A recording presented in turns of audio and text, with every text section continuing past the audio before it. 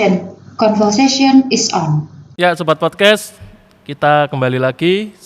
Saya bersama dengan dua ibu-ibu yang sudah lama tidak tampil di gereja karena masa pandemi ini. Ada Bu Farida Simon dan juga ada Bu Hermin. Selamat pagi ibu-ibu semuanya. Selamat pagi Pak Teguh. Ya, mungkin ibu-ibu juga nggak tahu ini mau ngomong apa, tapi nanti kita akan berbicara mengenai pelayanan dan juga mengenai motivasi pelayanan ibu-ibu semua. Pertama yang saya mau nanya, Bu Hermin sama Bu Farida ini kira-kira sudah berapa lama ya berjemaat di GKI Praigulan Bundar? Kalau Bu Farida berapa lama, Bu? Dari mulai tahun 75. 75 itu berapa lama? 45 tahun. 45 tahun. 45 tahun. Saya baru berumur berapa? Oke. Kalau Bu Hermin? Saya juga hampir sama sih, 75, 76. Mulai di sini. Jemaat yang setia berarti. 45 tahun, 45 tahun. Berarti sejak sebelum Pak Lim ya almarhum. Pak Lim almarhum. Butris waktu itu ada masih Butris juga. Ya. Butris, Pak Sumardianto. Pak Sumardianto. Nah, selama 45 tahun berjemaat di sini, ibu-ibu, kapan mulai aktif? Misalnya di komisi atau di mana gitu? Kalau saya mulai aktifnya di tahun 98, ikut Paduan Suara Tabita. 98 ya Bu, mulai ya? Yeah. Kalau Bu Farida? Istilah aktif itu maksudnya piye? Ikut pelayanan? Lah saya bertobatnya 79. 75, 4 tahun bertobat. Bertobat 79, 75 itu udah ikut-ikut, tapi ya ikut-ikut rame-rame, udah. Sudah ikut kegiatan-kegiatan gitu. Udah. Berarti ibu-ibu ini sebelum menikah ya? Ya iyalah. Aktif? Ya pastilah. Oke. Masuk anakku umurnya 40 rek. Loh, sebentar. Bu Farida, dia omong belum bertobat ini gimana? Kan 4 tahun di Pregolan. Ya cuman ikut rame-rame kan zaman dulu itu kan Pregolan penuh dengan kegiatan yang sekuler. Contoh misalnya voli. Ada voli, ada naik gunung, ada naik sepeda motor jalan-jalan sampai ke pantai. Terus ada dance, ada pesta, ada putri September. Dengan segala macam kegiatan yang luar biasa. Kalau Bu Hermin ngikuti, Bu? Enggak, saya enggak ngikutin. Kalau Ibu Hermin gimana? Selama 75 sampai 98 Ibu jadi jemaat? Jemaat biasa. Gitu, jemaat biasa. Iya. Oke, Bu Farida berarti pernah meraih prestasi tertinggi apa? Putri September kah? Atau apa, Bu? Kebetulan saya masuk ke gereja ini karena dua adikku tuh sudah duluan masuk di sini. Terus kedua adikku tuh bilang ke gereja Pregolan aja. Di Pregolan tuh banyak kegiatan, ada banyak pesta, ada dance. Jadi saya masuk karena itu, bukan karena gereja. Akhirnya ketarik. Ya. Jadi terus ikut pelayanan. Nah, ibu-ibu ini kenapa kok, misalnya Bu Hermin 75 sampai 98, kenapa Bu ke 98 baru ikut, Bu? Karena ya ini ya ngurusi anak juga sih. Gitu. Anak-anak kecil. Waktu itu anak-anak masih kecil lah, yeah, gitu. Oke. Anak-anak Kalau masih kecil. Bu Farida 75, 79 bertobat. Kapan mulai aktif misalnya di komisi lah atau di apa, Bu? Dari mulai 77 udah aktif. 77 udah aktif di komisi. Ya. Nah, bertobatnya dalam bentuk apa, Bu? Ada diajak sama mereka KKR di Resut. KKR di Resut. Ya, yang di Singapura itu pendeta. Siapa itu? Iya, saya tahu. Andreas Abdianto. Ya, waktu itu KKR di situ. Terus mereka bilang, ayo ke situ, ada artisnya di situ. Jadi mereka tidak memberitahukan bahwa itu kegiatan rohani yang piye gitu, tapi yang lebih tepat ya dikasih tahu tapi lebih ditonjolin masalah artis gitu. Oh. Tapi aku udah pelayanan, udah duduk seperti di pemuda, di remaja pemuda itu udah jadi sekretaris 2. Oke. Itu masih gabung ya pemuda remaja ya? Ya. Oke. Nah, pertanyaan yang agak lebih serius sedikit nih. Mengapa kok ibu-ibu itu setia sama Pregolan Bunder selama kurang lebih 45 tahun? Itu kan selama berkembangnya gereja ini kan banyak juga gereja-gereja lain yang mungkin lebih menarik lah atau lebih ya mungkin ibadahnya lebih gebiar gitu, lalu pembicaranya lebih terkenal misalnya kayak gitu. Kenapa kok setia dengan gereja ini? Nah, siapa yang jawab duluan terserah. Itu ketuanya aja. Oh ya, ketua.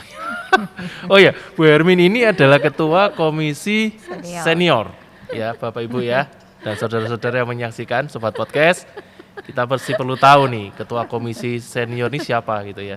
Oke Bu, ayo Bu, silakan Bu. Ya karena waktu itu pertama kali masuk di sini tuh merasa berkesan gitu ya. Karena saya waktu itu tinggalnya di Kedung Sari, terus sama ya cekong saya tuh diajak gitu sama cimpu saya. Jadi melalui mendengarkan firman yang seperti itu, jadi ya terus datang meskipun saya akhirnya pindah rumah jauh juga dari sini, tapi tetap setiap minggu saya pasti hadir di sini gitu.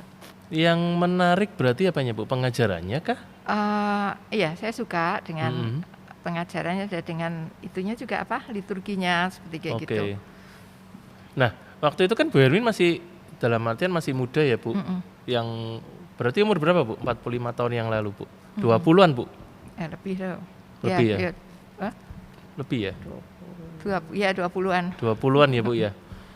Nah, 20-an itu kan kalau liturginya GKI ini kan liturgi yang tenang, yang orang bilang apa biasanya Bu Farida kalau anak-anak sekarang liturgi yang teduh gitu ya, yang banyak saat teduhnya gitu sampai ngantuk kadang. Nah, Bu Hermin kenapa Bu? Waktu itu kan masih ini kan, masih muda. Kenapa kok senang di Pregolan? Selain pengajaran misal ada lain Bu? Kira-kira? Ya enggak ya, memang saya suka dengan acaranya yang seperti itu, seperti kayak gitu. Mungkin karena saya enggak suka yang terlalu hura-hura gitu ya. Oke. Berarti selain pengajaran, Ibu juga liturginya cukup untuk bisa istilahnya karena Bu Hermin enggak senang yang rame-rame lah gitu kan. Oke. Nah, kalau Bu Farida? Awalnya sih karena komunitas ya. Kan saya langsung komunitasnya dengan remaja pemuda. Nah, terus kegiatannya banyak. Nah, kegiatannya banyak. Itu awalnya. Tapi setelah saya bertobat, ya saya merasa bahwa Tuhan tuh selalu minta saya itu di sini. Sebetulnya ya banyak tawaran untuk saya harus meninggalkan Pregolan. Bukan tawaran dalam kaitan pelayanan tetapi dalam kaitan beberapa kali sih ngalami yang sesuatu tidak nyaman lah sebetulnya ya, tapi setiap mau melangkah ke tempat yang berbeda ya saya melihat bahwa Tuhan suruh aku tuh balik di sini apapun yang terjadi. Ya selalu harus balik. Nah sampai ada kebetulan setelah saya menikah, sampai akhirnya saya menikah pun syarat untuk menikah ya saya bilang kalau saya harus meninggalkan Pregolan ya enggak jadi kawin.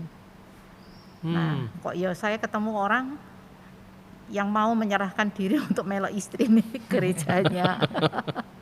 Jadi saya lebih bukan masalah yang lain-lain, saya merasa bahwa ya Tuhan suruh saya ada di sini apapun yang terjadi, enak enggak enak, diterima enggak diterima ya di sini tempatmu gitu. Oke. Nah, sekarang kalau bicara enak nggak enak gitu ya, pengalaman nggak enak apa Bu yang pernah dialami di Pregolan, sehingga itu kadang ada nggak sih pergumulan kadang mengganggu gitu ya, mending aku pindah aja daripada misalnya rame lah, daripada apa gitu. Kalau Bu Hermin pernah nggak Bu ngalamin Bu? Kalau saya tuh orangnya mungkin lebih ke nerima ya, jadi tahu apa ini, misalkan seperti kalau Natal gitu ya. Natal waktu itu telat sebentar aja sudah nggak dapat tempat duduk kan, harus di luar. Terus padahal kita tuh sudah mempersiapkan untuk datang yang jam berapa gitu. Terus kebetulan waktu itu hujan deras itu sampai banjir, dan karena waktu itu masih naik sepeda motor berdua gitu ya.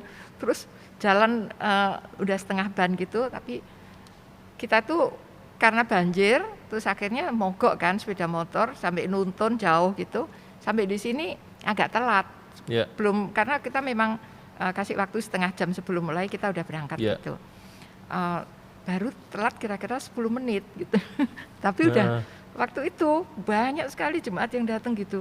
Akhirnya kita nggak dapat tempat duduk sampai ya harus akhirnya di luar seperti gitu. Itu pernah terjadi dan beberapa tahun ya seperti itu gitu. Kalau Bu Farida nih kelihatannya banyak yang nggak enak. Kelihatannya banyak kan pada enaknya.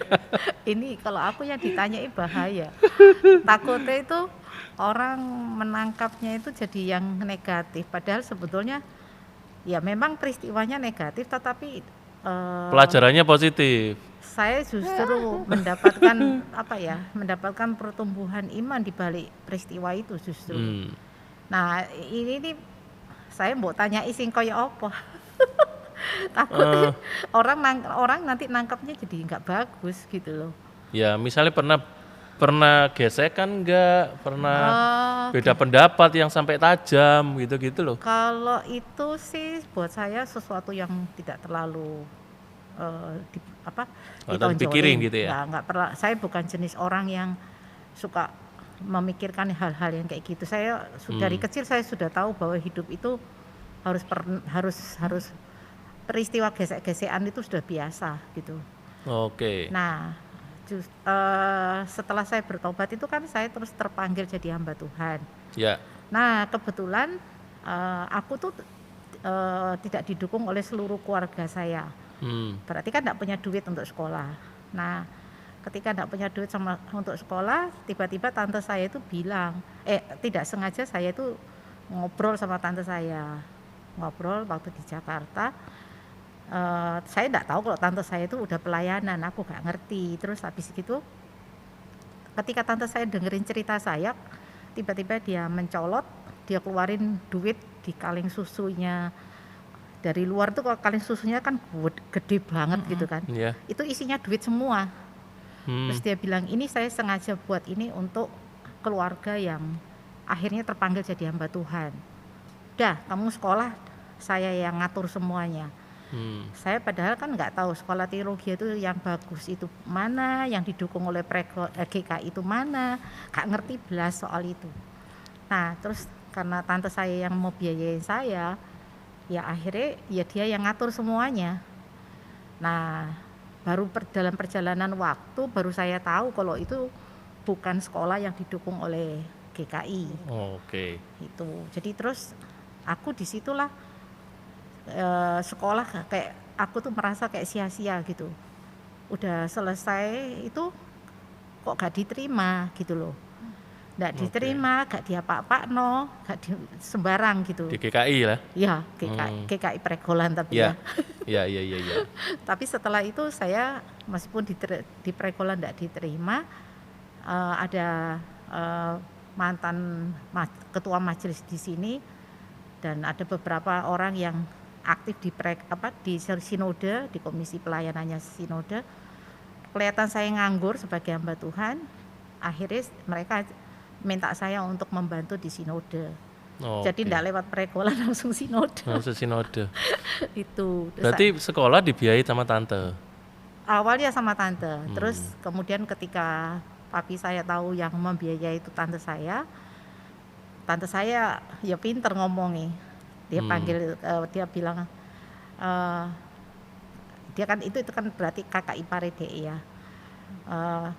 Pak Simon, kamu lebih kaya dari saya, tapi yang membiayai anakmu tuh saya pegawai negeri. Ya karena dia kan calon duta besar Rumania. Ya. Saya pegawai negeri, saya biayain anakmu sekolah teologi ya. Kamu nggak mau biayai gak apa-apa, ngomong gitu. Ya biasalah, papaku kan Chinese kan digitu nolak, malu ta. Iya. Nah terus dia bilang, nggak usah, bawa itu duitmu semua, kata saya yang akan biayai. Jadi papi saya melakukan itu karena terpaksa, tapi saya tidak peduli. Pikiran saya, selama dia mengatakan iya, berarti itu adalah jalan Tuhan. Berarti uangnya tante dibalikin? Ya nggak sampai dipakai, kalengnya disuruh bawa. Itu yang mau tanya, aku mau tanya, kalengnya masih ada nggak? Kalau kaleng masih ada bawaan sini. Maksudnya kaleng kosong atau yang ada isinya itu tadi? Ya sekalian tambah isinya. Tanteku sudah meninggal kok, dibawa sisa duit deh. Cut. Conversation is off. Halo Sobat Podcast. Terima kasih udah mengikuti video podcast ini sampai selesai. Jangan lupa untuk ikuti lanjutannya ya. God bless.